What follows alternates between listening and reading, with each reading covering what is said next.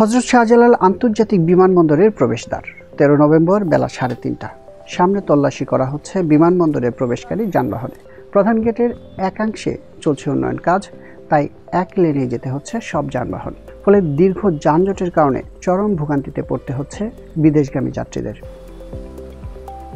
বিমানবন্দরের টার্মিনালে প্রবেশ করতেই ঘন্টার বেশি সময় ধরে যানজটে থাকতে হচ্ছে বিদেশগামী যাত্রীদের। অনেক সময় ফ্লাইট মিস করার শঙ্কা নিয়ে গাড়ি থেকে নেমে হেঁটে রওনা দিচ্ছেন টার্মিনালের উদ্দেশ্যে। আমরা যানজটের জন্য আটকে রয়েছি, এটা তো একটা ভোগান্তি আমাদের বিদেশের জন্য যাচ্ছে। জনগণের বেশি কষ্ট হইব, সবারই কষ্ট হইব, আমার কষ্ট হইব, আরেকজনের কষ্ট হইব, সবারই কষ্ট হইব। ভোগান্তি যাতে না হয় এটাই আমরা সমকামনা চাই। মূল গেটে যানজটের কারণ খুঁজতে গিয়ে দেখা গেল পুরো বিমানবন্দর জুড়েই একই চিত্র।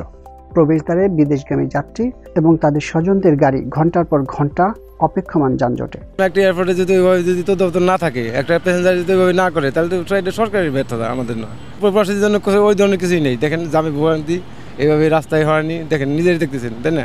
চেকপোস্টে তো অনেক ডিস্টার্ব করে, চেকপোস্টে যানজটে পড়ি আমরা।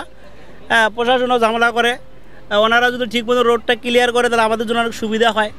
ঠিক আছে, ট্রাফিকেরা ডিউটি পালন করে, ঠিক আছে, আরও একটু যদি জোরালোভাবে পালন করে তাহলে রোড ঝামেলা থাকবে না ইনশাল্লাহ।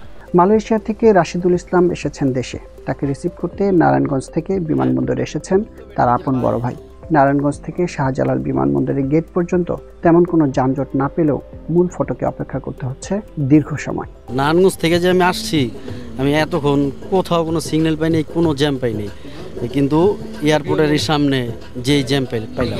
বিমানবন্দরের মূল গেটের তল্লাশি চৌকির কিছু দূরেই লাগেজ ও ব্যাগ হাতে দাঁড়িয়ে আছেন বেশ কিছু মানুষ। তাদের মধ্যে একজন মিজু মিয়া, গ্রামের বাড়ি সিলেট, দীর্ঘদিন ধরে থাকেন দুবাইয়ে। ফ্লাইট রাত 9:30টায়, কিন্তু 13 নভেম্বর আওয়ামী লীগের ডাকা লকডাউন কর্মসূচির কারণে নানা শঙ্কা মাথায় নিয়ে বিমানবন্দরে হাজির হয়েছেন দুপুরের দিকে। কিন্তু যাত্রীদের লাউঞ্জ সম্পর্কে ধারণা না থাকায় দীর্ঘ সময় দাঁড়িয়েছিলেন টার্মিনালের বাইরে গাছতলায়। রাত্রে 9:30টায়। এত তাড়াতাড়ি আসছেন কেন? আসছি রাস্তাঘাটের সমস্যা হইব, এই কারণে কই চলে যায় আগে। এটা অবশ্যই ভোগান্তি। আমরা জানতাম তো যে ওই জায়গায় গেলাম আমরা বসতাম।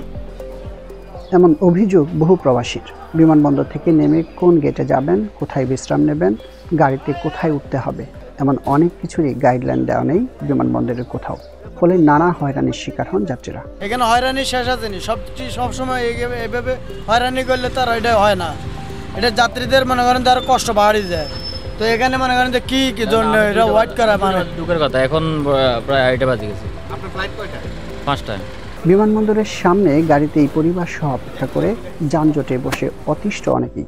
যাত্রী ভোগান্তির জন্য বিমানবন্দরের চলমান উন্নয়ন কাজকেই দায়ী করলেন ঢাকা এয়ারপোর্টের নির্বাহী পরিচালক গ্রুপ ক্যাপ্টেন রাগিব সামাদ।